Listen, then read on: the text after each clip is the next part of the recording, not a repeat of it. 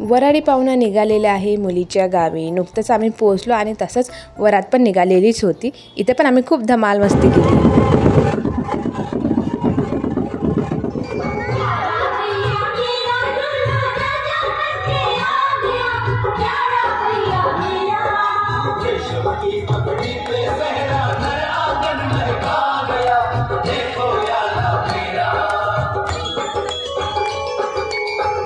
खूप छान डान्स केलं नवऱ्या मुलाच्या ताईंनी। आणि इथं आम्ही आलेला वधू मंडपात।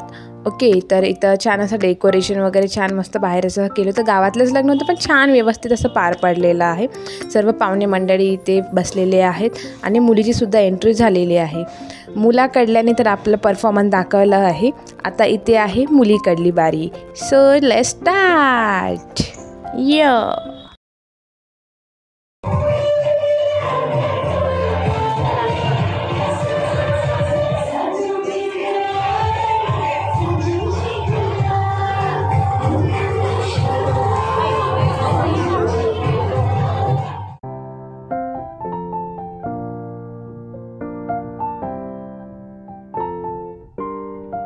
आणि इथे लग्न सोहळा जोमाने पार पडलेला आहे।